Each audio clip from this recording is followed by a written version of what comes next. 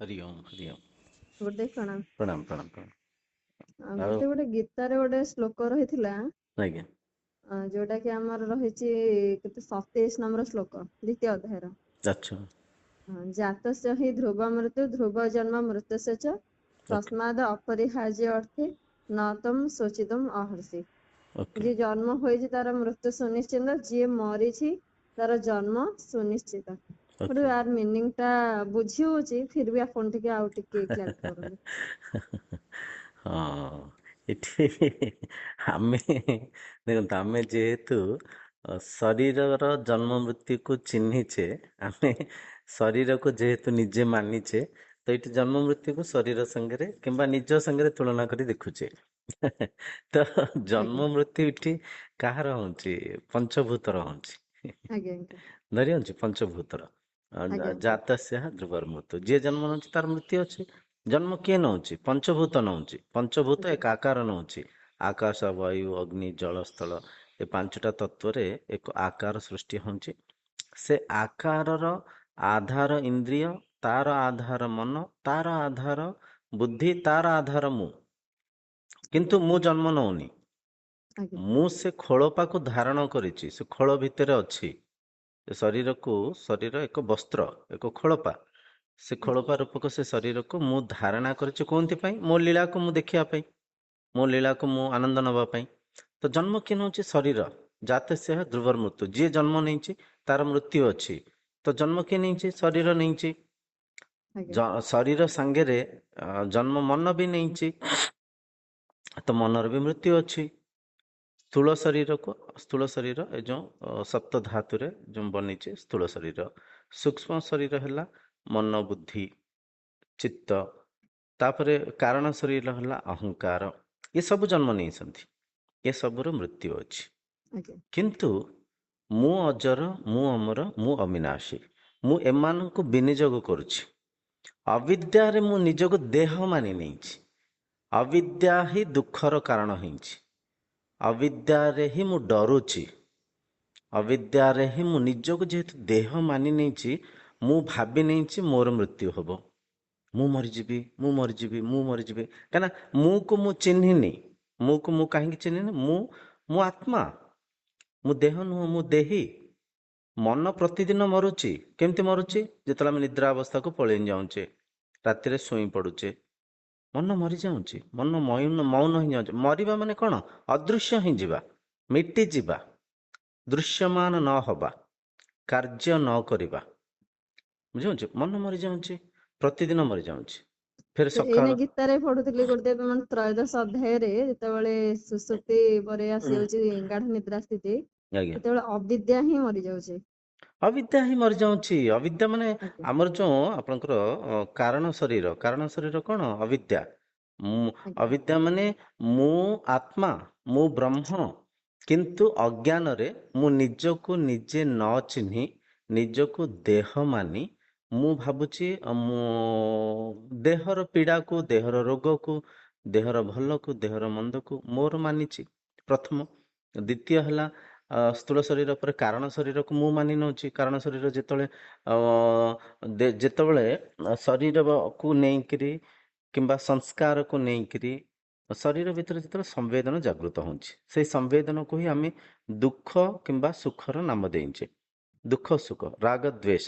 ରାଗ ଦ୍వేଷରେ ମନ ସଂଶୟ କରୁଛି, କିନ୍ତୁ ମୁଁ ନିଜକୁ ନ ଚିହ୍ନି ପାରିକିରି ମନ ରୂପକ ଦୃଶ୍ୟକୁ ଦେଖି ସେ ଦୃଶ୍ୟରେ ମୁଁ ନିଜେ ଭ୍ରମିତ ହେଇ ସେ ଦୃଶ୍ୟକୁ ମୁଁ ନିଜେ ମାନିକିରି ମୁଁ ଭାବୁଛି ମୁଁ ଦୁଃଖିତ ହେଲି, ମୁଁ ସୁଖୀ ହେଲି, ମୁଁ ଦୁଃଖୀ ହେଲି, ମୁଁ ବହୁତ ରାଗିଛି, ଆଜି ମତେ ଭାରି ଆଜ୍ଞା କଷ୍ଟ ହଉଛି। ମତେ କଷ୍ଟ ହଉଛି, ମତେ କଷ୍ଟ ହଉଛି ମାନେ କଷ୍ଟ ଠାରୁ ମୁଁ ଭିନ୍ନ ଅଛି। କଷ୍ଟକୁ ମୁଁ ଦେଖୁଛି, କଷ୍ଟ କୋଉଠି ରହୁଛି, କୋଉ ସ୍ତରରେ ହଉଛି। ଆମେ ଯଦି ଭାବି ନିଅନ୍ତୁ, ଜଣେ ବ୍ୟକ୍ତି ବହୁତ ଦୁଃଖରେ ଅଛନ୍ତି। ଆମେ ଯାଇକି ପଚାରିବା, ଭାଇନା ଆପଣ କାହିଁକି ଦୁଃଖରେ ଅଛନ୍ତି? ଏମିତି ଦୁଃଖରେ ଅଛି, ବିଜନେସ୍ ଲସ୍ ହେଇଗଲା କିମ୍ବା ଆକ୍ସିଡେଣ୍ଟ ହେଇଗଲା, ଗୋଡ ଟିକେ ମୋଡି ହେଇଗଲା। ଦୁଃଖର କାରଣ କିଛି ବି କହିବେ। ତାଙ୍କୁ ଯଦି ଆମେ ପଚାରିବା, ଭାଇନା ହଉଛି ଆପଣ ହଉଛି ଦୁଃଖକୁ ଦେଖି ପାରୁଛନ୍ତି? ସାଧାରଣ ଲୋକ ତ ଚିଡି ଯିବେ, କହିବେ କଣ ମୁଁ ଗୋଟେ ଦୁଃଖର ଅଛି, ଆଡୁ ସାଡୁ ପ୍ରଶ୍ନ ପଚାରୁଛନ୍ତି। ସାଧାରଣ ଲୋକ ଚିଡି ଯିବେ। ଯିଏ ବିବେକୀ ଥିବେ, ଯିଏ ଟିକେ ସାଧନା ରଥ ଥିବେ, ଯିଏ ଟିକେ ଅନ୍ତର୍ମୁଖୀ ଥିବେ ତାଙ୍କୁ ଯଦି ଆମେ ପଚାରିବା ଭାଇନା ଆପଣ ଦୁଃଖକୁ ଦେଖିପାରୁଛନ୍ତି, ସେ କହିବେ, ହଁ ଦୁଃଖକୁ ଦେଖିପାରୁଛି, ଦୁଃଖକୁ ନ ଦେଖିପାରିଲେ ମୁଁ କେମିତି କହିବି ମୁଁ ଦୁଃଖରେ ଅଛି। ଆଚ୍ଛା ଯଦି ଦେଖିପାରୁଛନ୍ତି ତାହେଲେ ଦୁଃଖ ଆପଣଙ୍କର ଦୃଶ୍ୟ ନୁହଁ କି? ବୁଝୁଛନ୍ତି, ଦୁଃଖ ଦୃଶ୍ୟ ନୁହଁ କି? ଆଜ୍ଞା ସେ ବୁଝିପାରିବେ ନାଇଁ ନାଇଁ ଠିକ କଥା, ଦୃଶ୍ୟ। ବିବେକୀ ଲୋକ ଯିଏ ସାଧନାରତ ଥିବେ, ଯିଏ ସତ୍ସଙ୍ଗ କରୁଥିବେ, ଯିଏ ଶାସ୍ତ୍ର ଅଧ୍ୟୟନ କରୁଥିବେ, ନଚେତ୍ ସାଧାରଣ ଲୋକ ହେଲେ ସେ ହଉଛି ଚିଡ଼ି ଯିବେ, ବାଡେଇ ଗୋଡେଇବେ, କହିବେ, କଣ ମୁଁ ଦୁଃଖ, ମୁଁ ହଉଛି ଗୋଡ ମୋଡି ହେଇଯାଇଛି, ମୁଁ ଗୋଟେ ବ୍ୟାଣ୍ଡେଡ କରି ବସିଛି, ମତେ ଆସି ପଚାରୁଛନ୍ତି ଦୁଃଖରେ ଅଛି କି? ବୁଝିପାରୁଛନ୍ତି ଆଜ୍ଞା ତ? ଇଏ ବହୁତ ସାମାନ୍ୟ କଥା ନୁହଁ, ଏ ବହୁତ ଗଭୀର କଥା। ଗୀତା ହେଲା ତତ୍ଵଶାସ୍ତ୍ର। ଆଜ୍ଞା ତତ୍ଵଶାସ୍ତ୍ର ତାକୁ ଶାନ୍ତ ମନରେ ପରଖିଲେ ବୁଝିବା। କିଏ ଜନ୍ମ ହଉଛି? ଦେହ ଜନ୍ମ ହଉଛି ପ୍ରତିଦିନ। ମାନେ ଦେହ, ଦେଖନ୍ତୁ, ଅଦୃଶ୍ୟ ମାନେ, ଅଦୃଶ୍ୟ ହେଲା ମାନେ ମୃତ୍ୟୁ ହେଇଗଲା।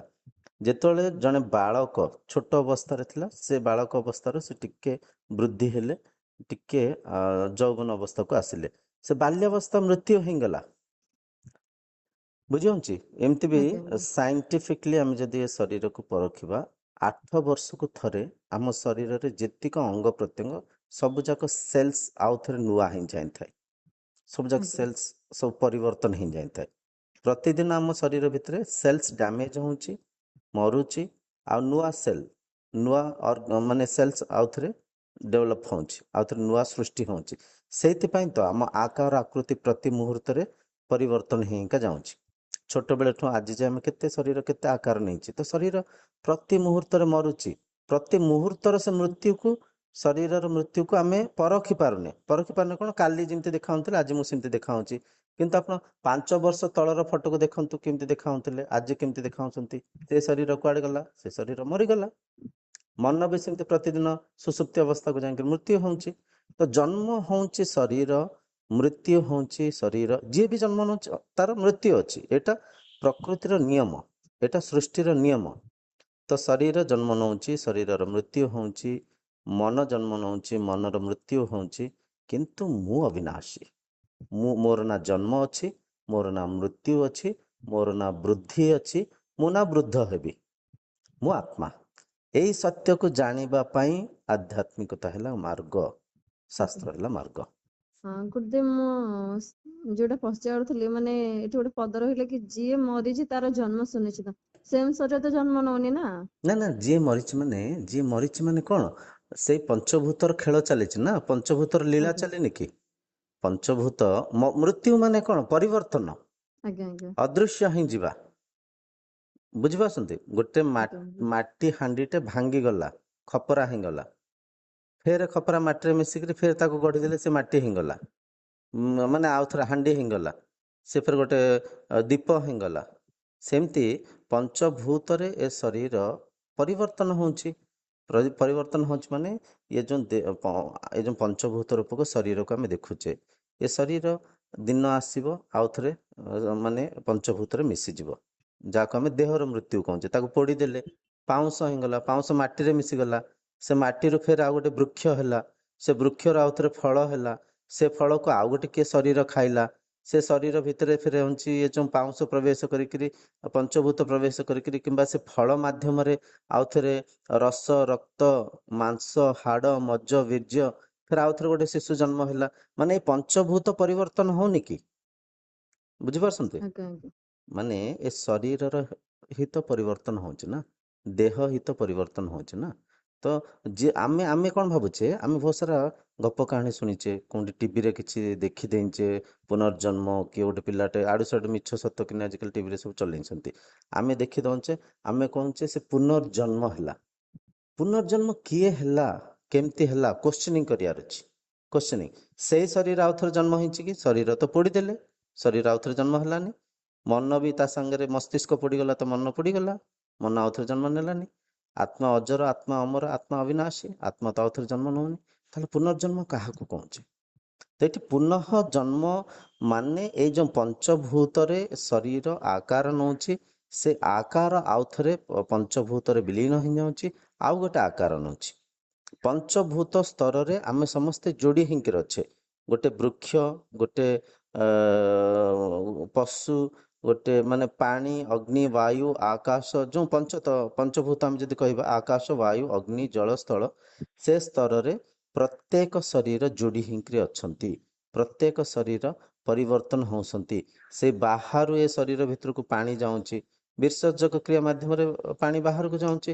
ସେ ବାହାରୁ ଖାଦ୍ୟ, ଫଳ, ଶସ୍ୟ ଭିତରକୁ, ଶରୀର ଭିତରକୁ ଯାଉଛି। ବିସର୍ଜକ କ୍ରିୟା ମାଧ୍ୟମରେ ସେଟା ଫେର ବାହାରକୁ ପଳାଉଛି। ସେ ବାହାରୁ ପବନ ଏ ଶରୀର ଭିତରକୁ ପ୍ରାଣବାୟୁ ରୂପରେ ଯାଉଛି, ଫେର କାର୍ବନ ଡାଇଅକ୍ସାଇଡ ରୂପରେ ଫେର ବାହାରକୁ ପଳାଉଛି। ତ ବାହାରୁ ପ୍ରକୃତିରୁ ହିଁ ପଞ୍ଚଭୂତ ପ୍ରତି ମୁହୂର୍ତ୍ତରେ ଏ ଶରୀର ଭିତରକୁ ଆସୁଛି, ଶରୀର ବାହାରକୁ ଯାଉଛି। ଆଉ ଶରୀର ବି ଏ ପଞ୍ଚଭୂତରେ ହିଁ ଅଛି, ପଞ୍ଚଭୂତ ହିଁ ଅଛି, ପଞ୍ଚଭୂତ ହିଁ ଅଛି। ସେ ପଞ୍ଚଭୂତ କ୍ରିୟାଶୀଳ ହେଇକିରି ଗୋଟେ ଆକାର ନେଇଛନ୍ତି, ସେ ଆକାର ଆଉ ଥରେ ପଞ୍ଚଭୂତରେ ମିଶି ଯାଉଛି। କିନ୍ତୁ ମୁଁ ପଞ୍ଚଭୂତର ଏ ଯେଉଁ ଆଧାର ରୂପରେ ଅଛି, ମୁଁ ସୃଷ୍ଟିର ଆଧାର ରୂପରେ ଅଛି, ମୁଁ ମନର ଆଧାର ରୂପରେ ଅଛି, ମୁଁ ପ୍ରାଣ ଶକ୍ତିର ଆଧାର ରୂପରେ ଅଛି। ବୁଝିହଉଛି ନା ନାଇଁ? ଆଜ୍ଞା ଆଜ୍ଞା ଆମେ ଆମେ କେନ ଉପନିଷଦରେ ବି ଏ କଥାକୁ ଚର୍ଚ୍ଚା ହେଇଥିଲେ। ଆଜ୍ଞା ଷଷ୍ଠ ମନ୍ତ୍ର, ନା ଅଷ୍ଟମ ମନ୍ତ୍ର କେନ ଉପନିଷଦର ଅଷ୍ଟମ ମନ୍ତ୍ର, ୟତ୍ ପ୍ରାଣେନ ନା ପ୍रणयति येन प्राण प्रणीयते तदेव ब्रह्मत्वं विद्धि नेदम एदितम उपास्यते। ये ପ୍ରାଣ ବ୍ରହ୍ମଙ୍କୁ ଚିହ୍ନି ପାରିବନି, ଯେଉଁ ଶକ୍ତି ମାଧ୍ୟମରେ ପ୍ରାଣ ପରିଚାଳନ ହଉଛି, ତଦେବ ବ୍ରହ୍ମତ୍ୱଂ ବିଦ୍ଧି, ତାଙ୍କୁ ତୁମେ ବ୍ରହ୍ମ ପରିକା ଚିହ୍ନ। ପ୍ରାଣର ଆଧାର, ତ ମୁଁ ପ୍ରାଣର ଆଧାର। କିନ୍ତୁ ଆମେ ଯେହେତୁ ବ୍ରହ୍ମ ବିଦ୍ୟାକୁ ଅଧ୍ୟୟନ କରିନେ, ପରାବିଦ୍ୟାକୁ ଅଧ୍ୟୟନ କରିନେ, ଆଜ୍ଞା ଭୌତିକ ଲୋକାଚାରରେ ଆମେ କହୁଛେ ଇଏ ମରିଗଲେ, ସିଏ ମରିଗଲେ, ଗୋଟେ ରୂପ ଦେଇଛେ, ଗୋଟେ ନାମ ଦେଇଛେ, ତାଙ୍କ ନାମକୁ ରୂପରେ ଚିହ୍ନିଛେ।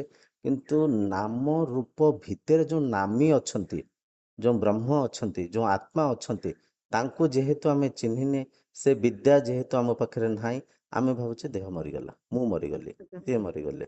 କାହିଁକି ନା ମୁଁ ଏ ଦେହ ମାନିଛି ନା ଅବିଦ୍ୟାରେ।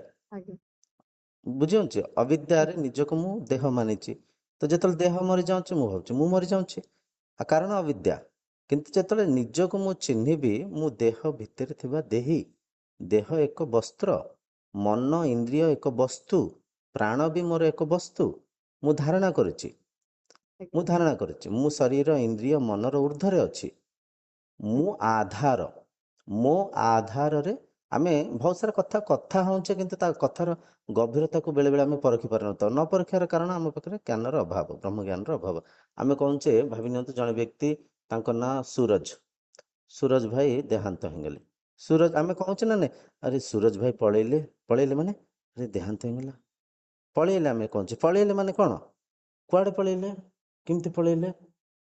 ଫେର ସେଇ ସୁରଜ ନାମକ ଶରୀରକୁ ଯେତେବେଳେ ଆମେ ଆଣିକି ଆସୁଛେ, କହୁଛେ ସୁରଜ ଭାଇ ଆଇଛନ୍ତି, ସୁରଜ ଭାଇ ତ ପଳେଇଲେ, ଫେର କୋଉଠୁ ଆଇଛନ୍ତି?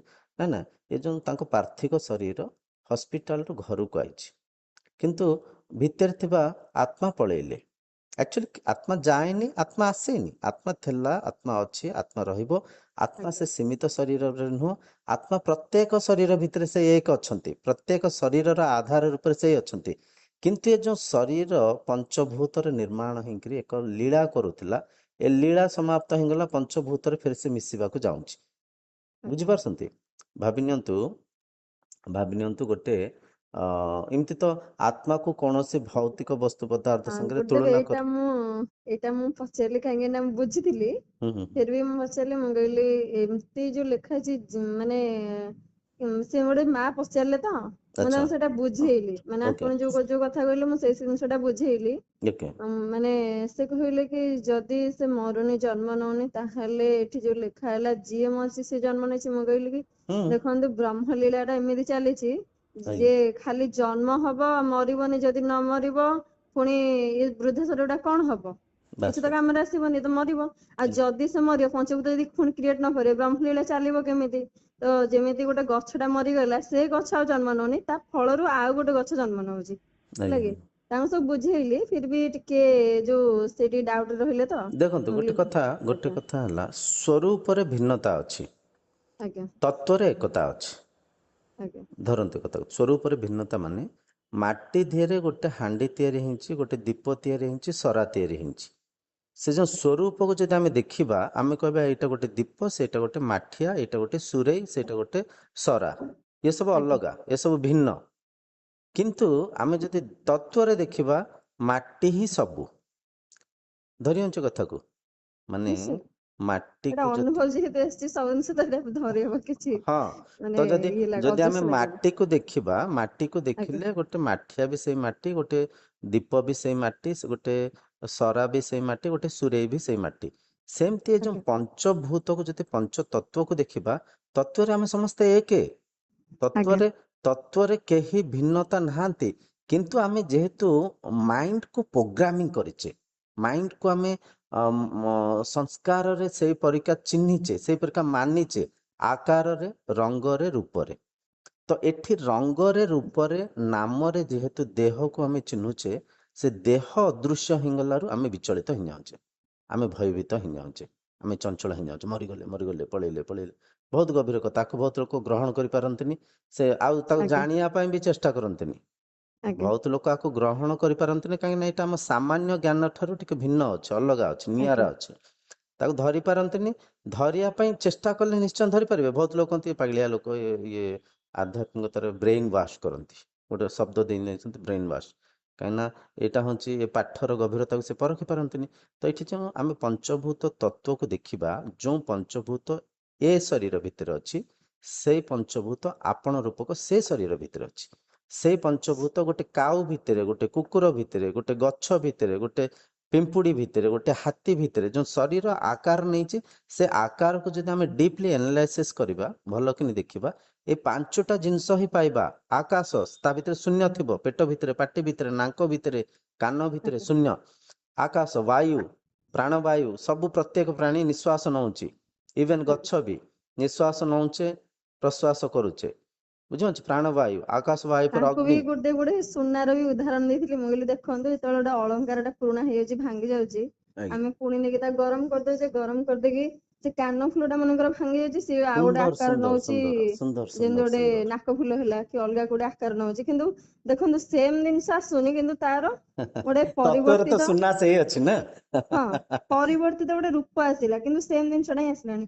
ଏସବୁ କରି ବୁଝେଇଥିଲି, ଫିର ବି ଡାଉଟ ଥିଲା ତ, ମୁଁ କହିଲି ସୁନ୍ଦର ଯେହେତୁ ସୁନ୍ଦର ସୁନ୍ଦର। ଏଠି ପଚାରିଦବା ମେନଲି ଦେଖନ୍ତୁ, ଗୁରୁଦେବଙ୍କୁ। ମେନ୍ ହେଲା, ଏଠି ମେନ୍ ମୂଳ କଥା ହେଲା, ଯିଏ ଯାହାର ଜାତସ୍ୟ ଧ୍ରୁବର ମୃତ୍ୟୁ, ଯାହାର ଜନ୍ମ ଅଛି ତାର ମୃତ୍ୟୁ ଅଛି। ତାହେଲେ ଆମେ ଆଜ୍ଞା ପରଖିବା ଦରକାର, ଜନ୍ମ କିଏ ନଉଛି? ଦେହ ନଉଛି, ମନ ନଉଛି। କିନ୍ତୁ ଦେହ ଭିତରେ ଯେଉଁ ଦେହୀ ଅଛନ୍ତି, ଯେଉଁ ଆତ୍ମା ଅଛନ୍ତି, ସିଏ ଦେହକୁ ଏକ ବସ୍ତ୍ର ରୂପରେ ଧାରଣା କରିଛନ୍ତି। ବୁଝିପାରୁଛନ୍ତି?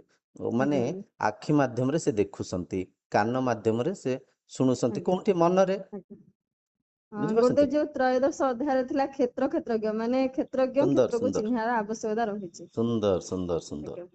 ସେଇ କଥା। ନା ବୁଝେଇଲା ବେଳେ କିଛି ଲୋକ ମାନେ ଯୁକ୍ତି କାଢୁଛନ୍ତି ତ, ମୁଁ କହିଲି ନାଇଁ ନାଇଁ ନାଇଁ, ଶୁଣନ୍ତୁ, କେମିତି ତାଙ୍କୁ ଯିଏ କଣ ବୁଝେଇବା? ଯିଏ ଯିଏ ବି ଯୁକ୍ତି ସେ କରୁଛନ୍ତି, ପୁନର୍ଜନ୍ମ ନେଇକି ପୁରା ମାନେ ନାଇଁ ପୁରା ଝଗଡା କରିଦଉଛନ୍ତି, ଯେ ଯୋଉଟା କି ଇଏ ନାଇଁ ନୁହଁ, ଆଉ ନାଇଁ, ଜଣେ ଆଉ ଶୁଣନ୍ତୁ ଜଣେ। ଶୁଣନ୍ତୁ, ଏ କଥାକୁ ଅସ୍ୱୀକାର କରିବା ଏତେ ସହଜ ନୁହଁ। ଆଜ୍ଞା ଏତେ ସହଜ ନୁହଁ। ଆମେ ଟିକେ ଜାଣିଛେ, ଶାସ୍ତ୍ର ପଢିଛେ, ଅନୁଭବ କରିଛେ ବୋଲିକି ଆମେ ଫଟାଫଟ ସବୁ କଥାକୁ ବହୁତ ସରଳ କରିକି ଆମେ କହି ଦଉଛେ। ଏ କଥାକୁ ସ୍ୱୀକାର କରିଗଲେ ତ ମୁକ୍ତି ସରିଗଲା। ଏ ଆଜ୍ଞା କଥାଟାକୁ ଯଦି ଚିହ୍ନି ଦେଲେ ଜଣେ, ସେ ମୁକ୍ତ ହେଇଗଲେ, ସେ ତୃପ୍ତ ହେଇଗଲେ। ଆଉ ଜନ୍ମ ଆଜ୍ଞା ମୃତ୍ୟୁର ବନ୍ଧନ ତାଙ୍କର ରହିବନି। ଯେ ଆମେ କହୁଛେ ମୁକ୍ତ ହେଇଯିବା, ମୁକ୍ତ ହେଇଯିବା କଣ?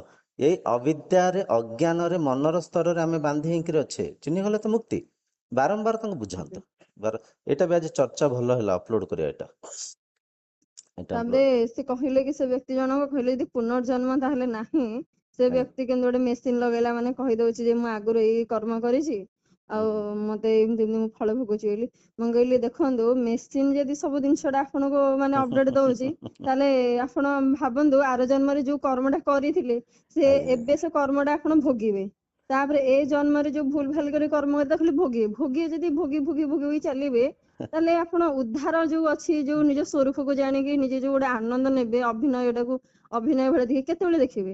ଆଉ ଯଦି ଆଜ୍ଞା ସେମିତି ଆଜ୍ଞା। କିଛି ହେଇଥାନ୍ତା, ତାହେଲେ ଭାବନ୍ତୁ ଆପଣ 84 ଲକ୍ଷ ଜଣୀ ପଶୁ ଜଣୀ କେବଳ ନେଇଛନ୍ତି। ଭାବନ୍ତୁ ଏଇଟା। ହୁଁ ତ ପଶୁ ଜଣୀ କୋଉଠି ପୁଣ୍ୟ କଲେ ଯୋଉଟା କି ମଣିଷ ଜନ୍ମ ପାଇଲେ? ସେ ତ କାହିଁ ପୁଣ୍ୟ ଭଳିଆ ଏମିତି ତ ଲାଗୁନି। ସେ ତ ପଶୁ ମାନେ ଖାଆନ୍ତି, ପିଅନ୍ତି, ଶୁଅନ୍ତି, ମଣିଷ ଭଳିଆ ତ ଆଜ୍ଞା କିଛି ପୁଣ୍ୟ କରନ୍ତିନି। ହେଲେ ପାଇଲେ ଆଜ୍ଞା କେମିତି?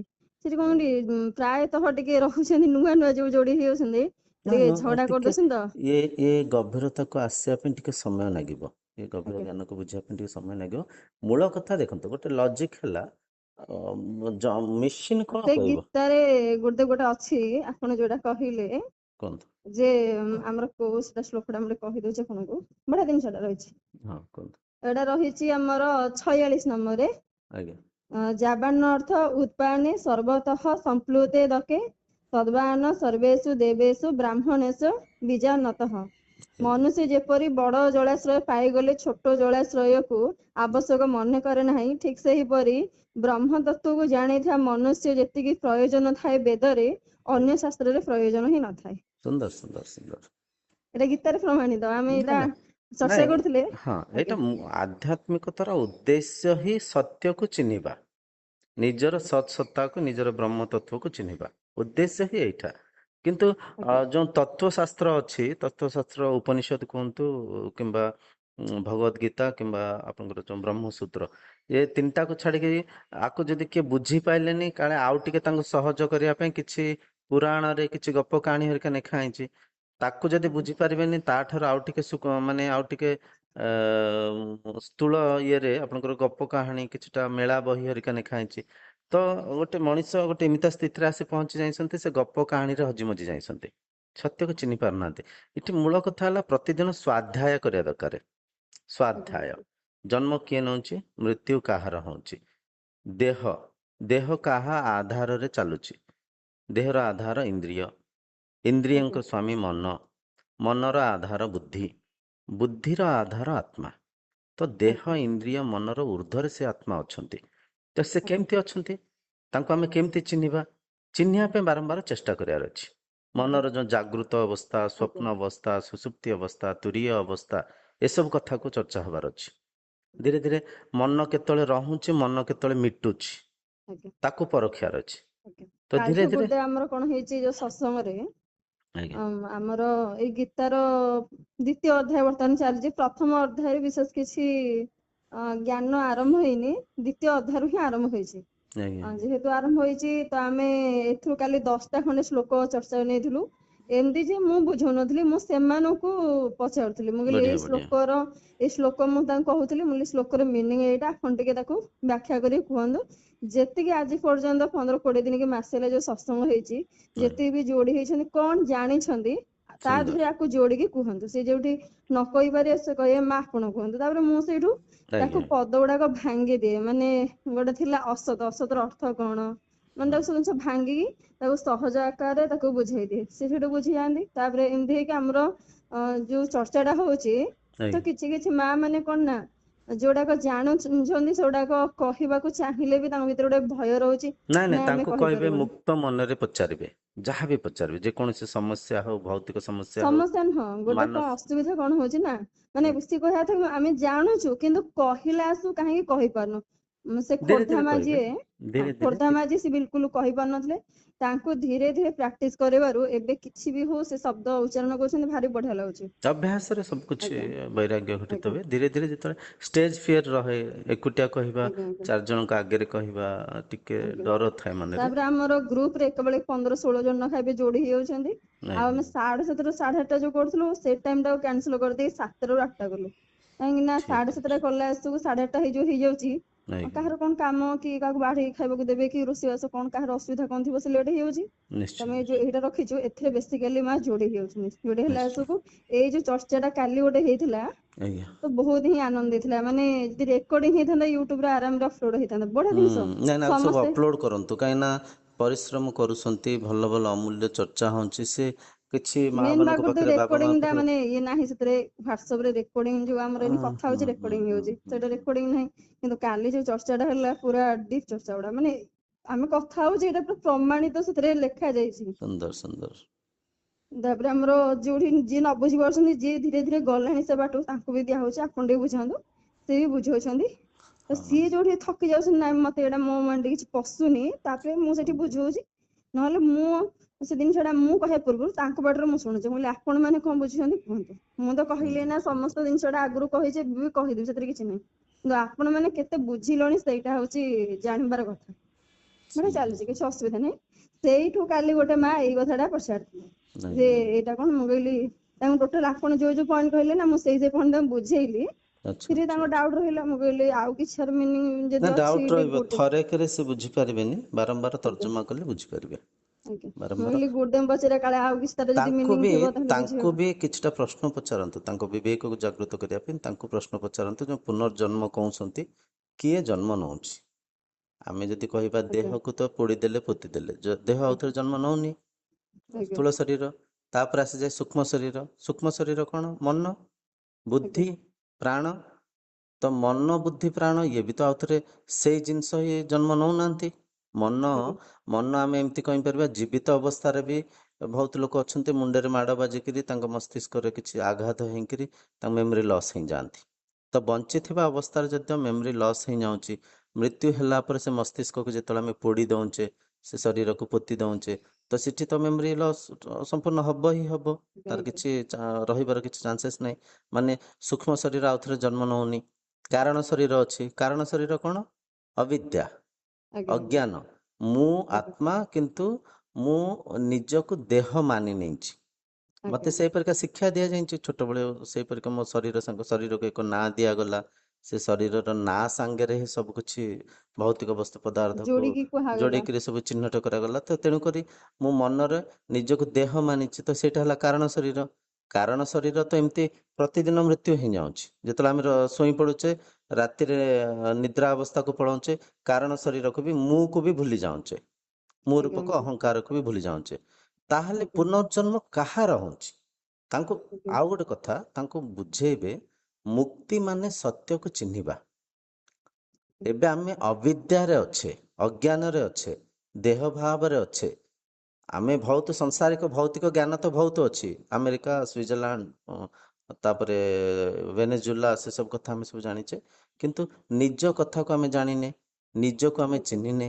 ଆତ୍ମଜ୍ଞାନର ଅଭାବରୁ ନିଜକୁ ଦେହ ମାନିଛେ। ଏ ଅବିଦ୍ୟା ହିଁ ଦୁଃଖର କାରଣ ହେଇଯାଇଛି। ଏ ଆଜ୍ଞା ଅବିଦ୍ୟାରେ ହିଁ ଯେହେତୁ ନିଜକୁ ଦେହ ମାନିଛେ, ଦେହର ମୃତ୍ୟୁକୁ ନିଜର ମୃତ୍ୟୁ, ମନର ମୃତ୍ୟୁକୁ ନିଜର ମୃତ୍ୟୁ, ଅହଙ୍କାରର ଆଜ୍ଞା ମୃତ୍ୟୁକୁ ନିଜର ମୃତ୍ୟୁ ମାନୁଛେ।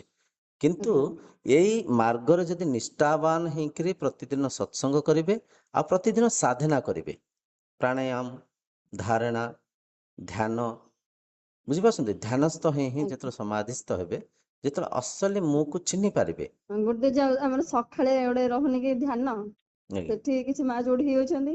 ତ ଜଣେ ମା, ସେ ଆଉ ଜଣେ ମା ନର୍ସ ଅଛନ୍ତି, ସିଏ ଯୋଡି ହେଇଛନ୍ତି, ହେଲା କି। ଆଜ୍ଞା ସିଏ କଣ କଲେ ନା, ଯେତେବେଳେ ସତ୍ସଙ୍ଗ ଆମର ସନ୍ଧ୍ୟାବେଳେ ହଉଛି ତାକୁ ଶୁଣୁଛନ୍ତି, ପର ଡେ ରେ ସେ ଶୁଣୁଛନ୍ତି, ତ ଆଜ୍ଞା ସାଧନାରେ ବି ଜଏନିଂ କରୁଛନ୍ତି। ଆଜ୍ଞା ସେ ଯୋଉ ମୁଁ ଗୋଟେ କହୁନଥିଲି କି, ଆଖି ବନ୍ଦ କରିକି ଶୁଣିବା, ଆଖି ଖୋଲିକି ଶୁଣିବା ଭିତରେ ବହୁତ ଯୋଉ ଫରକ ଥାଏ।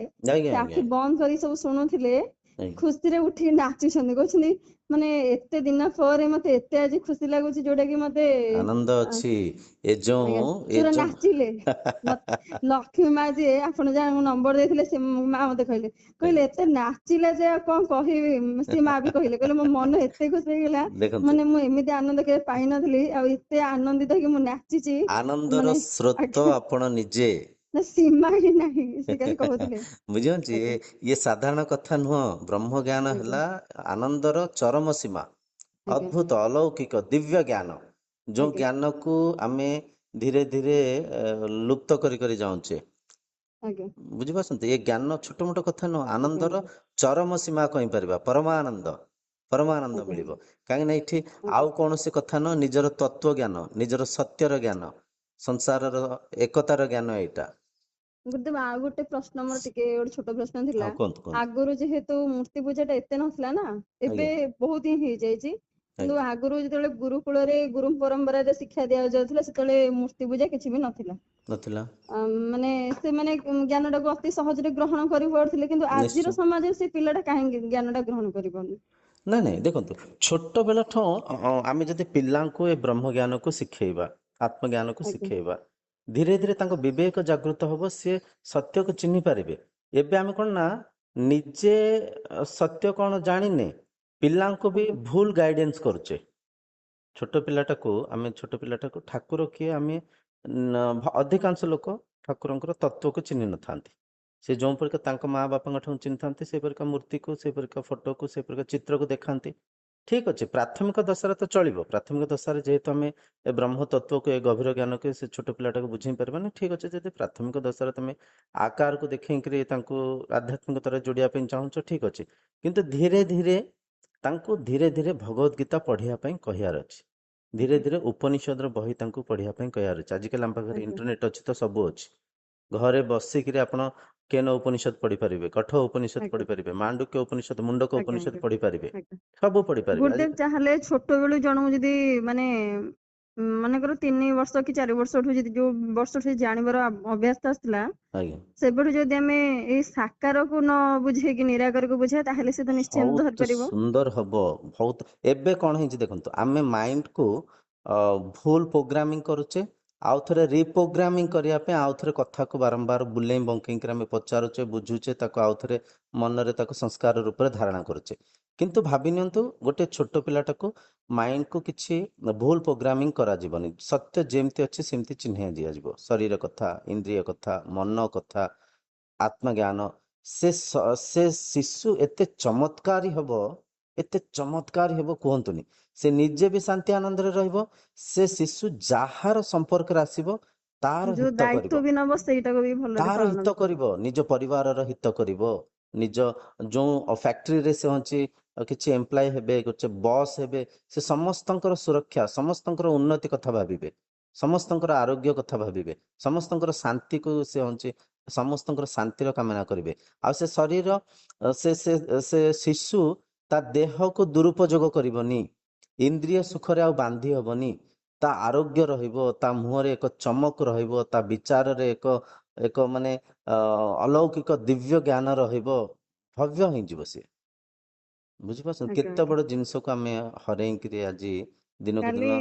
ଜଣେ ମା ମତେ କହୁଥିଲେ କି ମୂର୍ତ୍ତି ପୂଜା ମାନେ କରିବା ଠିକ ନା ଠିକ ନୁହଁ। ସିଏ ପଚାରୁଥିଲେ, କହିଲେ ଆମେ ଯେହେତୁ ଜାଣିଗଲାଣୁ ଆମେ ମୂର୍ତ୍ତି ପୂଜା ବର୍ତ୍ତମାନ ଛାଡିଦବୁ କି? ତାପରେ ନାଇଁ, ମୁଁ କହିଲି ତାଙ୍କୁ କୁହନ୍ତୁ ଯଦି ପ୍ରାଥମିକ ଦଶାରେ ମନ ବାରୁଛି, ମନ ଯଦି ତାଙ୍କୁ ଟିକେ କଷ୍ଟ ହଉଛି, କରନ୍ତୁ, କିଛି ଅସୁବିଧା ନାହିଁ। ନା କିନ୍ତୁ ନା ସିଏ କହୁଛନ୍ତି କି ମୁଁ ଯେହେତୁ ଜାଣିଗଲାଣି ମୁଁ କିଏ ସେ, ବାସ୍ ଆମ ଈଶ୍ୱରଙ୍କ ସହିତ ସମ୍ବନ୍ଧ କଣ, ମୁଁ ଚାହୁଁନି ଆଉ ଏଇ ଭୌତିକ ପୂଜା ମୂର୍ତ୍ତିରେ ରହିବାକୁ ଜଡିତ ହେଇକି। ବାସ୍ କିନ୍ତୁ କଣ କରିବି, ଯେହେତୁ ଗୋଟେ ଫ୍ୟାମିଲି ଭିତରେ ମୁଁ ରହିଛି, ଏ ଜିନିଷକୁ ଯଦି ଛାଡିଦେବି ତାହେଲେ ଅସୁବିଧା ହବ। ଆଜ୍ଞା। କିନ୍ତୁ ମୁଁ କହିଲି ଦେଖନ୍ତୁ, ପୂଜା ମାନେ ଏମିତି ରହିଛି, ଗୋଟେ କିଛି ପାଇବା ଆଶାରେ ଆମେ କରିବା ସାକାର ପୂଜା, ଆଉ ଗୋଟେ ହଉଛି ଗୋଟେ ନିଷ୍କାମ ପୂଜା। ବାସ୍ ଆପଣ ପୂଜା ଟା କଣ ପ୍ରଥମେ ବୁଝିଯାଆନ୍ତୁ। ପୂଜାର ଅର୍ଥ ହଉଛି ଆମେ ଜଣଙ୍କୁ ସମ୍ମାନ ଦବା। ଆମେ ବାସ୍ ପିତାମାତାଙ୍କ ପୂଜୁନେ କି, ବାସ୍ ବାସ୍ ମରିଗଲା ବାସ୍ ପରେ ପିତାମାତାଙ୍କୁ ପୂଜୁଛେ। ନିଶ୍ଚୟ। ତାପରେ ଆମକୁ ଯିଏ ଶିକ୍ଷା ଦେଇଛନ୍ତି ଜୀବିତ ଥିବା ଗୁରୁଦେବଙ୍କ ଫଟୋ। ଅବସ୍ଥାରେ ବି ପିତାମାତାଙ୍କୁ ମୁଣ୍ଡିଆ ମାରିବା, ଚଳନ୍ତ ଦେବ ମାନେ ଚଳନ୍ତି ଦେବତା ହେଲେ ସେ ଆଜ୍ଞା। ପିତାମାତାଙ୍କୁ ମୁଣ୍ଡିଆ ମାରିଲେ, ନାଇଁ, ତାଙ୍କ ତାଙ୍କୁ ସେବା ମୁଁ କଲେ। ବୁଝିବା ସ୍ତରରେ ଗୁରୁଦେବ କହିଲି। ମୁଁ କହିଲି ଦେଖନ୍ତୁ, ଆପଣ ଗୁରୁଦେବଙ୍କୁ ବି ଯିଏ ବି ଗୁରୁଦେବ ମାନିଛନ୍ତି ତାଙ୍କୁ ବି ଆପଣ ଆଣିକି ଫଟୋ ମାଧ୍ୟମରେ ପୂଜୁଛନ୍ତି। କିନ୍ତୁ ସେଠି କିଛି ପାଇବାର ଆଶା ରଖୁଛନ୍ତି, ଗୁରୁଦେବ ମତେ ଦିଅ କି ପିତାମାତା ମତେ କିଛି ବାସ୍ ଦିଅ, ବାସ୍ ମାଗୁଛନ୍ତି କି? କିଛି ମାଗୁନାହାନ୍ତି। ନିଷ୍କାମ ସେଠି ପୂଜା। ପୂଜା, ହଁ ସେଠି ପୂଜା କରୁଛନ୍ତି।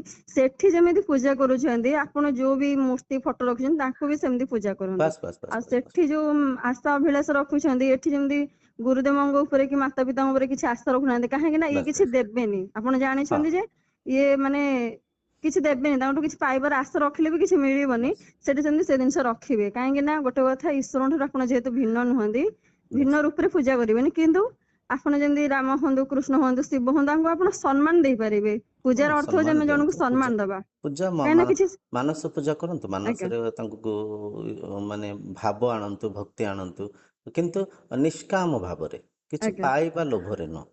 ଠାକୁରଙ୍କୁ ପୂଜା ଗୋଟେ କରୁଛି।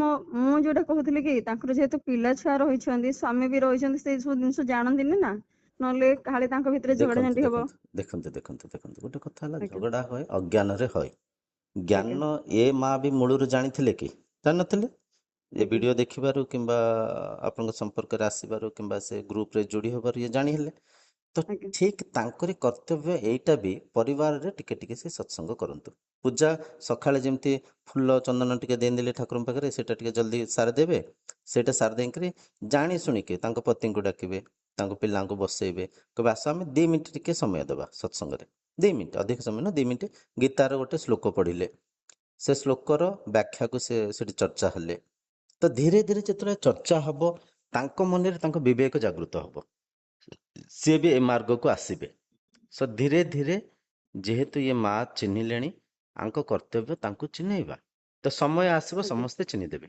ସମୟ ଆସିବ, ପୂଜା, ମାନସ ପୂଜା ଆରମ୍ଭ ହେଇଯିବ, ଆଜ୍ଞା ସତ୍ସଙ୍ଗ ଆରମ୍ଭ ହେଇଯିବ, ଜ୍ଞାନ ଚର୍ଚ୍ଚା ଆରମ୍ଭ ହେଇଯିବ, ପ୍ରାଣାୟାମ ଆରମ୍ଭ ହେଇଯିବ, ଧ୍ୟାନ ଆରମ୍ଭ ହେଇଯିବ। ତାପରେ ବୁଝିପାରୁଛନ୍ତି? ଆଉ ଗୋଟେ ମା କହିଲେ ଯେ ମୁଁ ଛୋଟ ବେଳୁ ମୋର ନାତି ଯିଏ ହବ ମୁଁ ତାକୁ ଗୋଟେ କାମ କରୁଛି କଣ ଏବେଠୁ, ଆଜ୍ଞା। ଯେହେତୁ ତାର ବୟସ ଛୋଟ ଅଛି, ମୁଁ ତାକୁ ଏ ମୂର୍ତ୍ତି ସହିତ ନ ବାନ୍ଧିକି ପ୍ରଥମରୁ ହିଁ ତାକୁ ମୁଁ ସୁନ୍ଦର। ଜ୍ଞାନ ଟା ଦଉଛି। ବ୍ରହ୍ମଜ୍ଞାନ ହଁ ଶିଖେଇବେ, ନିରାକାର ତତ୍ଵ ସାଙ୍ଗରେ ଯୋଡ଼ିବେ, ଭଲ କଥା।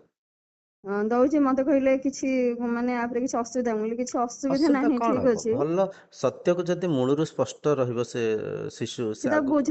ବୁଝୁଛନ୍ତି ଦେଖନ୍ତୁ ମୁଁ ଯେମିତି ତାକୁ ନାଇଁ ଏଠି ମନ୍ଦିର। ଟିକେ ଶୁଣନ୍ତୁ, ଏଠି ଟିକେ ଆଜ୍ଞା। ସମସ୍ତେ ଟିକେ ଡର ରହୁଛି। ଡର ନା ରହୁଛି ନା ନା, ମାନେ ସିଏ ମା ତାଙ୍କ ଛୁଆକୁ ବୁଝଉଛନ୍ତି। ତାଙ୍କ ହଁ ଛୁଆ କଣ ବୁଝଉଛନ୍ତି ନା, ଦେଖ ବାବା ଏଇ ଯୋଉ ତମେ ଭୋଗ ପ୍ରସାଦ ନେଇକି ଯାଉଛ ହୁଁ ଭଗବାନ ପାଖରେ ଥଉଛ, ଘରେ ବି ମୂର୍ତ୍ତି ଅଛି ତାପରେ ତମେ ଥଉଛ, ହୁଁ ସେ ଭୋଗ ପ୍ରସାଦକୁ ସେ ଖାଇ ପାରୁଛନ୍ତି କି? ସେ କହୁଛନ୍ତି, ପିଲା କହୁଛନ୍ତି ସେଠି ନାଇଁ ଆଇ ସେ କିଛି ଖାଇ ପାରୁନାହାନ୍ତି। ନା ଯଦି ଖାଇ ପାରୁନାହାନ୍ତି ତାହେଲେ ତମେ ଭାବ, ତାହେଲେ ତମକୁ ସେ କଣ ଦେବେ? କିଛି ଦେବେ କି? ଯଦି ସେ ଗୋଟେ ଫଳଟାକୁ ଖାଇ ପାରୁନାହାନ୍ତି, ତମେ ତାଙ୍କ ମାଧ୍ୟମରେ ତମେ ତାକୁ ଏଠି ଟେକିକି ଆଣୁଛ, ସେଠି ବସଉଛ, ସବୁ କିଛି କରୁଛ, ତାହେଲେ ତମେ ଆଶା କରୁଛ କେମିତି ଯେ ସେ କିଛି ଦେବେ? ତ ସିଏ କିଛି ଦେବେନି। ଯାହା କରିବାକୁ ପଡିବ ତମକୁ କର୍ମ ମାଧ୍ୟମରେ ଅର୍ଜନ ତାଙ୍କୁ କରିବାକୁ କହିବେ, ପଡିବ। ସେ ବୁଝେଇବେ ମନ୍ଦିର ହେଲା ପରାବିଦ୍ୟାର ବିଦ୍ୟାଳୟ। ଆଜ୍ଞା। ମନ୍ଦିରକୁ ଯଦି ଯାଉଛନ୍ତି, ସେଠି ସେଠି ଯିଏ ବି ପୂଜକ ଅଛନ୍ତି, ଶାସ୍ତ୍ରୀ ଅଛନ୍ତି, ତାଙ୍କୁ ପ୍ରଣାମ କରିବେ, ତାଙ୍କୁ ସମ୍ମାନ କରିବେ, ତାଙ୍କୁ ପଚାରିବେ ଗୀତା କଥା ମତେ ଟିକେ ବୁଝାନ୍ତୁ, ବ୍ରହ୍ମ ତତ୍ଵ ଈଶ୍ୱର କିଏ ମତେ ଟିକେ ଚିହ୍ନାନ୍ତୁ, ଈଶ୍ୱରଙ୍କୁ ମୁଁ କେମିତି ପ୍ରାପ୍ତ କରିବି ସେ କଥା ଟିକେ ମତେ ବୁଝାନ୍ତୁ, ସାଧନା କଥା ଟିକେ ବୁଝାନ୍ତୁ। ମନ୍ଦିର ଯିବା ଖରାପ ନୁହଁ, ମନ୍ଦିର ଯୋଉଥିପାଇଁ ଯିବା କଥା ସେଥିପାଇଁ ହଁ, ଯିବା। ଉଦ୍ଦେଶ୍ୟରେ ହିଁ ଖରାପ ଉଦ୍ଦେଶ୍ୟ, ରହୁଛି। ହଁ, ଉଦ୍ଦେଶ୍ୟ ଆମେ ମନ୍ଦିରରୁ କିଛି ପାଇବା ଲୋଭରେ ଯିବାନି। ଧନ, ଯଶ, ମାନ, ଚାକିରି ଏସବୁ କଥା ନୁହଁ। ଭୌତିକ ବସ୍ତୁ ଆଜ୍ଞା ପଦାର୍ଥ ପାଇବାନି, ଏଇଟା ଆଜ୍ଞା ବିଲକୁଲ ମନରେ ସ୍ପଷ୍ଟ କରିଦେବେ। ଈଶ୍ୱରଙ୍କ ସାଙ୍ଗରେ ଯୋଡ଼ି ହେଇ ଭୌତିକ ବସ୍ତୁ ପଦାର୍ଥ କିଛି ବି ପାଇବାନି। ତା କାରଣ, ଈଶ୍ୱର ଭୌତିକ ବସ୍ତୁ ପଦାର୍ଥ ସବୁ ସେ ଦେଇଛନ୍ତି। ଯାହା ବି ଏଠି ସୃଷ୍ଟି ହେଇଛି ସବୁ ସେଇ ସ୍ରଷ୍ଟାଙ୍କ ମାଧ୍ୟମରେ ସୃଷ୍ଟି ହେଇଛି। ଭୌତିକ ବସ୍ତୁ ପଦାର୍ଥ ପାଇବା ପାଇଁ ହେଲେ କର୍ମ କରିବାକୁ ପଡିବ, ଯୋଜନା କରିବାକୁ ପଡିବ, କାମ କରିବାକୁ ପଡିବ। ପୂଜା କରି ପଇସା ପାଇବାନି। ପୂଜାର ଉଦ୍ଦେଶ୍ୟ ହେଲା, ମନ୍ଦିରର ଉଦ୍ଦେଶ୍ୟ ହେଲା ନିଜର ଆତ୍ମଜ୍ଞାନକୁ ଜାଣିବା। ମୁଁ କିଏ? ମୋ ସ୍ୱରୂପ କଣ? ମୁଁ ଜନ୍ମ ପୂର୍ବରୁ କୋଉଠି ଥିଲି, ମୃତ୍ୟୁ ଉପରେ କୁଆଡେ ଯିବି? ମୁଁ ଆସିଛି ଯିବି ନା ମୁଁ ଥେଲି ଅଛି ରହିବି? ଏ ସଂସାର ସାଙ୍ଗରେ ମୋର ସମ୍ପର୍କ କଣ? ତ ଏମିତି ଆଜ୍ଞା ଧୀରେ ଧୀରେ ମନ୍ଦିରକୁ ଯିବେ, ଏସବୁ କଥା ପଚାରିବେ, ଧୀରେ ଧୀରେ ବୁଝିବେ। ଆଜ୍ଞା ତାପରେ ଧୀରେ ଧୀରେ ମୂଳ କଥା ଦେଖନ୍ତୁ, ଘର ହିଁ ମନ୍ଦିର ହେଇପାରିବ ଯଦି ଘରେ ପ୍ରତିଦିନ ସତ୍ସଙ୍ଗ ହବ। ମନ୍ଦିର ଏତେ ଦୂର ଯିବାର ବି ଆବଶ୍ୟକ ନାହିଁ। ଆଜ୍ଞା ଠିକ୍ ଅଛି, ଗୁରୁଙ୍କ ପାଖକୁ ଯିବାର ଆବଶ୍ୟକ ଅଛି। ଯୋଉଟା ଆପଣ ବୁଝିପାରୁନାହାନ୍ତି, ଗୁରୁଙ୍କ ପାଖକୁ ଯାଇ ବୁଝିପାରିବେ। ପ୍ରତିଦିନ ନ ଯାଏ ମାସକୁ ଥରେ ବି ଯାଆନ୍ତୁ, 15 ଦିନକୁ ଥରେ ଯାଆନ୍ତୁ। ଏଠି ଘରେ ପରିବାର ଭିତରେ ବସିକରି ସତ୍ସଙ୍ଗ କରିବେ। ଗୋଟେ ଖାତା କଲମ ପାଖରେ ରଖିଥିବେ। ଯୋଉ ଯୋଉ ବ୍ୟାଖ୍ୟା ବୁଝି ପାରୁନାହାନ୍ତି, ଗୀତାର ଯୋଉ ଶବ୍ଦ ବୁଝି ପାରୁନାହାନ୍ତି, ତାକୁ ସେଠି ଲେଖିଦେଲେ, ଖାତାରେ ଲେଖିଦେଲେ। ତାକୁ ଲେଖିକିରି ଦିନେ କଣ କରିବେ, ଗୁରୁଙ୍କ ପାଖକୁ ଯିବେ। ଯାଇକି ସେଠି ପଚାରିବେ, ଏଇଟା କଣ? ଅହମ୍ ମାନେ କିଏ? ମାମ୍ ମାନେ କଣ? ଆତ୍ମା ମାନେ ଆଜ୍ଞା କଣ? ବୁଝିପାରୁଛନ୍ତି ତ? ପଚାରିବେ। ସେମିତି ଆଜ୍ଞା କରନ୍ତୁ। ଆଜ୍ଞା ଏଇଟା ତ ବହୁତ ଉଚ୍ଚ କୋଟିର ମାନେ ଜିଜ୍ଞାସା। ଛୋଟ ବେଳଠୁ ପିଲାଙ୍କୁ ଯଦି ଆମେ ବ୍ରହ୍ମଜ୍ଞାନକୁ ଶିଖେଇବା, ସେ ପିଲା ଦେଖନ୍ତୁ କେତେ ଶ୍ରେଷ୍ଠ ହେବେ। ଆଜ୍ଞା। ସେ ସେଇ ଯୁଗୁରୁ ଦେଖୁଛନ୍ତି, ମୁଁ ମୂର୍ତ୍ତି ପୂଜା ଆଡକୁ କଣ ପାଇଁ ଛୋଟ ପିଲାମାନଙ୍କୁ ଡାଇରେକ୍ଟ ଆମେ କାହିଁକି ସେ ଜ୍ଞାନଟା ନଦଉ। ଭଲ କଥା, ଏଟା ଭଲ କଥା, ଭଲ କଥା। ସେ ଜିନିଷଟା ପଚାରୁଥିଲି, କାଲି ତାଙ୍କୁ ସେ ଜିନିଷଟା ବୁଝେଇଲି। ମୁଁ କହିଲି ବଢିଆ କଥା, କାହିଁକି ନା ଆପଣ ସେଇ ଜିନିଷଟା ଏବେଠୁ ପ୍ରୟାସ କରୁଛନ୍ତି, ବହୁତ ବଢିଆ କଥା। କିନ୍ତୁ ଗୋଟେ କଥା, ତାଙ୍କୁ ୟାକୁ ବୁଝିବା ସହିତ ଶାସ୍ତ୍ର ଜ୍ଞାନ ବି ବୁଝାନ୍ତୁ, ଯାହା ଶାସ୍ତ୍ର ଦ୍ଵାରା ଜ୍ଞାନ, କି ହଁ ମାଇଣ୍ଡ ଟା ଶାସ୍ତ୍ର ଆହୁରି ତାଙ୍କର ସ୍ୱଚ୍ଛ ହେଇଯିବ। ସେ ବିଲକୁଲ ବୁଝିବେ ଯେ ବିଲକୁଲ ହଁ ଏଇଟା ବିଲକୁଲ ଗୀତାରେ ରହିଛି, ଭାଗବତରେ ରହିଛି। ବିଲକୁଲ ବିଲକୁଲ ଆଜ୍ଞା, ନହେଲେ ତାଙ୍କ ମୁଣ୍ଡ ବଡ ହେଲା ମାନେ ଏଇଟା ପଶିଯିବ। ପୁଣି ଆପଣ ବିଲକୁଲ। ବୁଝଉଥିବେ ଗୋଟେ କଥା, କିନ୍ତୁ ଯେହେତୁ ତାଙ୍କର ଶାସ୍ତ୍ରୀୟ ଜ୍ଞାନ କିଛି ନଥିବ, ସେ ପୁଣି ଆମ ମୁଣ୍ଡକୁ ତାଙ୍କର କୁଆଡେ ଗୋଟେ ପଳେଇଥିବ। ହଁ ତ ନା, ଦିଟାଇ ନା ଦରକାର। ଆସ୍ତିକ ହେବେ ନା ନାସ୍ତିକ ହେବେ, ମଝି ମଝି ରହିଯିବେ ଫେରେ। ହଁ, ମଝିରେ ମଝିରେ ରହିଯିବେ, କିଛି ବି କରିପାରିବେନି। ତାଙ୍କୁ ନା ଦିଟା ଜିନିଷ ଠାକୁରଙ୍କୁ ଦରକାର। ବୁଝିବେ ନା ଠାକୁରଙ୍କୁ ଚିହ୍ନିବା। ନାଇଁ ଠିକ ଅଛି। ଆଜ୍ଞା ସତ୍ସଙ୍ଗ ମାନେ ତ ଏଇଆ, ସତ୍ୟର ସଙ୍ଗତି କରିବା। ଶାସ୍ତ୍ର ମାଧ୍ୟମରେ, ଗୁରୁବାଣୀ ମାଧ୍ୟମରେ ସତ୍ସଙ୍ଗ କରାଯାଏ। ତ ଗୀତାକୁ ମାଧ୍ୟମ କରି ବୁଝିପାରିବେ, ଅସୁବିଧା ନାହିଁ। ଆଜ୍ଞା, ଗୁରୁଦେବ ଆଉ ଗୋଟେ କଥା, ଏଇ ଛୋଟ ବେଳୁ ଯେତେବେଳେ ମା ପେଟରେ ଗୋଟେ ଛୁଆଟା ଥାଏ, ଆଜ୍ଞା ଯଦି ସେ ମା ଜଣଙ୍କ ସତ୍ସଙ୍ଗ କରୁଛନ୍ତି, ତାର ପ୍ରଭାବ ତ ନିହାତି ଗୋଟେ ସନ୍ତାନ ଉପରେ ପଡିବ। ଆଜ୍ଞା। ତ ଏଇଟା ଗୁରୁଦେବ ଠିକ ତ, ନା କିଛି ତ୍ରୁଟି ରହୁଛି ଏଥିରେ? ନାଇଁ ନାଇଁ, ତ୍ରୁଟି କିଛି ନାହିଁ। ଦେଖନ୍ତୁ, ମାତୃ ଗର୍ଭରେ ଯେଉଁ ଶିଶୁ ଅଛନ୍ତି, ସେ ଶିଶୁ ବି ମା ହିଁ ଅଛନ୍ତି। ଆଜ୍ଞା ସେ ଆଜ୍ଞା ସମୟରେ ମା ଆଜ୍ଞା ଯଦି ଖାଦ୍ୟରେ କିଛି ତାଙ୍କର ତ୍ରୁଟି ରହିବ, ସେ ପିଲା ବି, ତା ପିଲା ଉପରେ ସେ ପ୍ରଭାବ ପଡ଼େ ଖାଦ୍ୟର। ସେମିତି ମାଙ୍କ ମାନସିକ ଚିନ୍ତାଧାରାର ପ୍ରଭାବ ବି ସେ ଶିଶୁ ଉପରେ ପଡ଼ିଥାଏ। ମା ଯଦି ଶାନ୍ତ ରହିବେ, ମା ଯଦି ସ୍ଥିର ରହିବେ, ମା ଯଦି ଆଧ୍ୟାତ୍ମିକତା ମାର୍ଗରେ ଯାଉଥିବେ, ଧ୍ୟାନ ଧାରଣା କରୁଥିବେ, ଭଲ ଚିନ୍ତାଧାରାକୁ ଧରୁଥିବେ, ମାଙ୍କ ମନରେ ଯଦି ଡୋପାମାଇନ୍ ସିରୋଟିନ୍ ହାରମୋନ୍ ରିଲିଜ ହେଉଥିବ, ମନ ଶାନ୍ତ ରହୁଥିବ, ସ୍ଥିର ରହୁଥିବ, ତ ତାର ପ୍ରଭାବ ବି ଶିଶୁ ଉପରେ ପଡ଼ିଥାଏ। ଶିଶୁର ବୃଦ୍ଧିରେ ବହୁତ ସୁନ୍ଦର ଭାବରେ ସେ ବୃଦ୍ଧି ହେଉଥିବ, ଶିଶୁର ମସ୍ତିଷ୍କ ବି ଭଲ, ମାନେ ଶରୀରର ବିକାଶ ଠିକ୍ ସେ ହେଉଥିବ। ଆଜ୍ଞା ବୁଝିପାରୁଛନ୍ତି? ମାଙ୍କ ଆଜ୍ଞା ଯଦି ମନ ଭିତରେ ବିକାର ରହିବ, ଚିଡ଼ଚିଡ଼ା ରହିବ, ତ ତାର ଆଜ୍ଞା ପ୍ରଭାବ ବି ଶରୀର ଉପରେ ପଡ଼େ। ତ ଆଜିକାଲି କିଛିଟା ହସ୍ପିଟାଲ୍ସ ଅଛି, ଆମ ସାନ ଭାଇ ଜଣେ ଥିଲେ, ଆଉ ତାଙ୍କ ମିସେସ୍କୁ ସେ ହସ୍ପିଟାଲରେ ତାଙ୍କୁ ଯୋଗ କ୍ଲାସେସ୍ ହେରିକା ହୁଏ। ଦିଲ୍ଲୀ କଥା କହୁଛି। ସେଠି ତାଙ୍କୁ ପ୍ରାଣାୟାମ ଶିଖାନ୍ତି, ଯୋଗ କରାନ୍ତି, ତାଙ୍କୁ ଗୀତା ଉପରେ କିଛି ତାଙ୍କୁ ସେଠି ପ୍ରବଚନ ହେରିକା ଦିଅନ୍ତି। ତ ଗର୍ଭାବସ୍ଥାରେ ମା ଯଦି ଈଶ୍ୱର ଚିନ୍ତନ କରୁଥିବେ, ମାନେ ଯେଉଁ ଅବସ୍ଥାରେ ବି, ଇଏ ଆଧ୍ୟାତ୍ମିକତା ଗୋଟେ ଏମିତିଆ ମାର୍ଗ, ଆର କୌଣସି କୁପ୍ରଭାବ ପଡ଼େନି, ଖରାପ ଆଜ୍ଞା। ପ୍ରଭାବ କାହା ଉପରେ ପଡ଼େନି, ଗୋଟେ ଭଲ ପ୍ରଭାବ। ଭାଗବତରେ ଗୋଟେ ଜିନିଷ ବଢିଆ ଜିନିଷ ଲେଖା ହେଲା, ଦେହରୁ ଦେହ ହୋଇଯାତ ହୁଅଇ ପିତା ପୁତ୍ର ମତ, ଆତ୍ମାର ଜନ୍ମ ମୃତ୍ୟୁ ନାହିଁ, ଦେହର ବିଲକ୍ଷଣ ସେହି। ହରି ବୋଲ, ହରି ବୋଲ। ସୁନ୍ଦର ସୁନ୍ଦର ସୁନ୍ଦର ଆଜ୍ଞା କଥା। ଗୁରୁଦେବ ରଖୁଛି, ପ୍ରଣାମ। ଠିକ୍ ଅଛି, ଏଇଟା ଆମେ ଆଜ୍ଞା ଅପଲୋଡ କରିବା, ଏଇଟା ପହଞ୍ଚୁ ବହୁତ ମା ବାବାଙ୍କ ପାଖରେ। ଠିକ୍ ଆଜ୍ଞା ଅଛି, ଆଜ୍ଞା ହରି ଓମ୍, ହରି ଓମ୍। ଆଜ୍ଞା।